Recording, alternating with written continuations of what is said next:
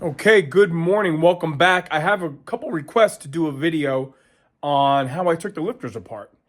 And truth be told, I hadn't done that since I'm a kid on my old 78 Nova.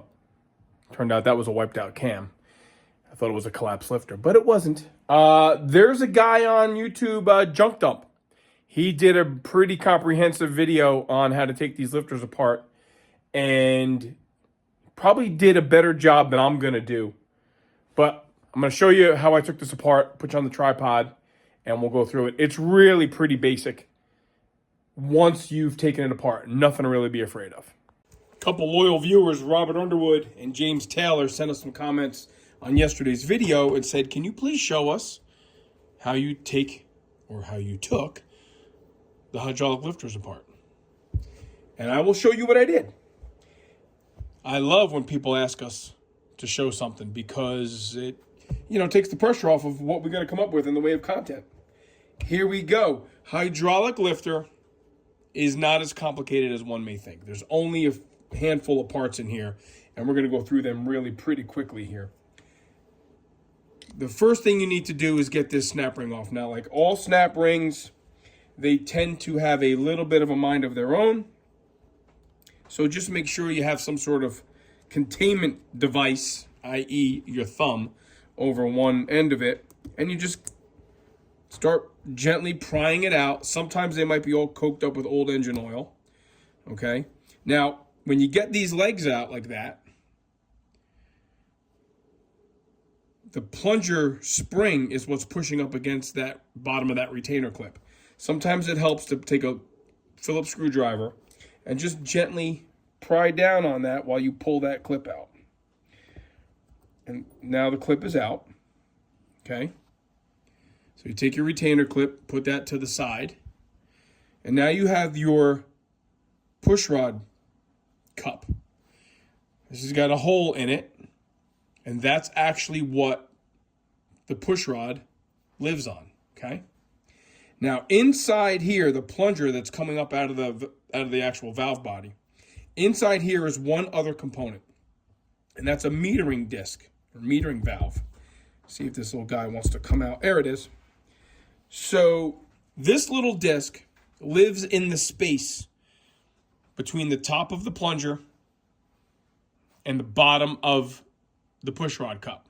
And it's a little bit thinner, and it has some room to float around in there. So that has to go back in, or else you'll have no way to meter your oiling system there. So far, we've only taken out 3 parts, right? Not intimidating. Now we're going to take the plunger out. Now the plunger has this pressed fit little cap in here.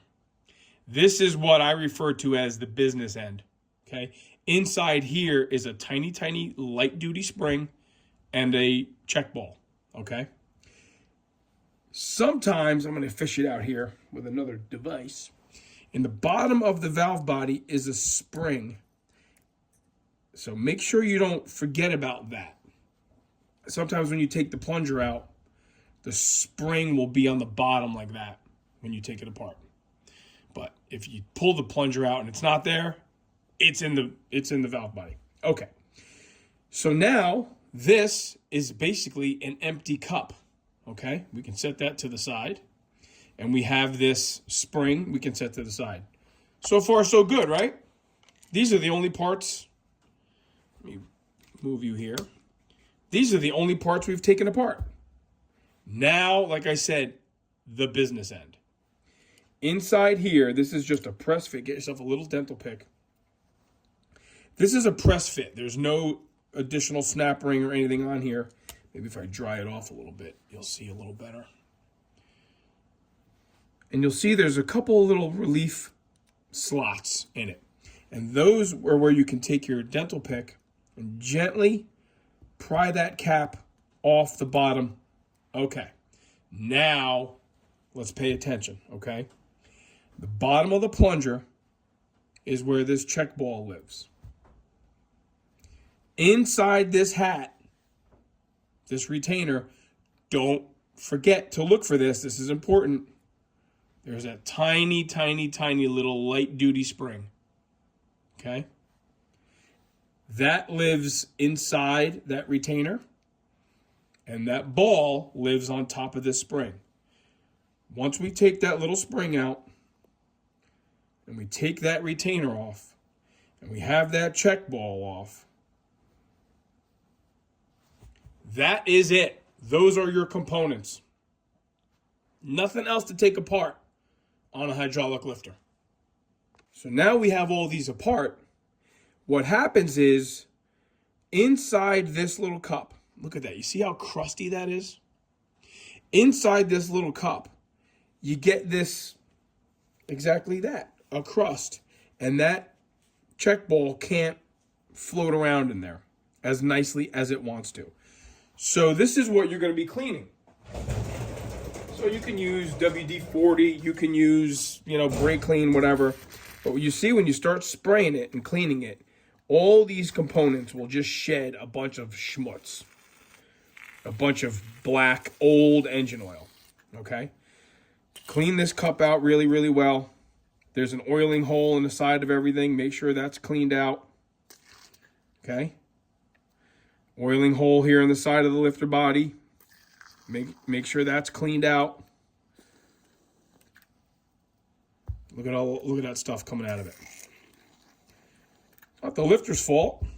It's old engine oil. Okay? Look at all that black stuff coming out of the lifter body. Now, some of the lifters that we took apart when we put the engine back together, I mean, they were completely coked up with junk. There was no way they were going to work. So that's why I opted to take them apart. Not any room in the budget to buy new lifters. Okay, so now we have all our parts effectively cleaned. You'll do a better job, I'm sure, than I've just done, because this is for demonstration purposes only, right, guys? How do we put it all back together? Well, let's start with the business end. Let's start with the busy end, okay? We're going to take the cup that houses the spring and the ball. Make sure that the seat inside the plunger's pretty clean, okay? Because that is what we're after. We're after getting rid of all that stuff. So you're going to take the spring, which is very, very tiny, and make sure you put it in that retainer. Make sure it sticks straight up, and then it's not sideways, okay? You can take that little check ball and set it on top of that spring, like a little cherry on an ice cream cone. And again, because this is just a push fit, you can take the plunger and that retainer and just snap it back together. Now, you didn't feel it, but I did. When you push it, you'll feel it kind of crunch, and those little wings of that retainer push that thing in, okay? That's it for the really risky part. You put your spring back on. Again, after everything is properly cleaned, you drop the plunger with the spring into the actual body of the lifter, okay? Your very next component is your metering plate. Okay, make sure that's all free of debris. Your metering plate sits in the first detent inside that cup. Okay? Metering plate goes in there nicely. Now your retainer and push rod cup sits there. Now that's a done lifter, right? Except we have to put the snap ring back in. And sometimes you can do it just by pushing down with your finger. Other times you got fat little sausages like this. Sometimes you want to push it down with a screwdriver so you can get that retainer clip in. But let's try to just push it down and walk that retainer clip in. That's it, man. That is, in effect, how to disassemble a hydraulic lifter.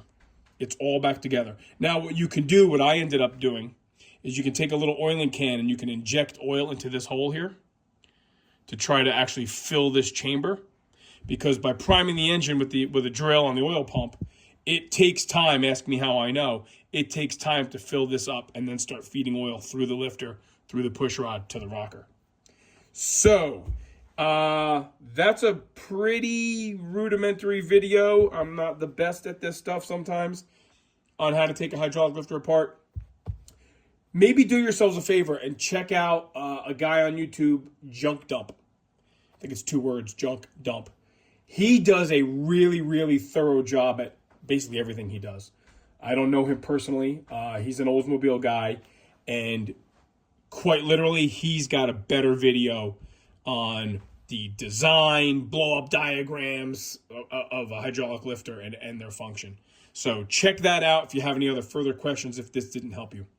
All right, thanks for the questions, Robert and James. We appreciate it. I'll send this off to Joe, and hopefully he gets a video out to you guys ASAP as possible.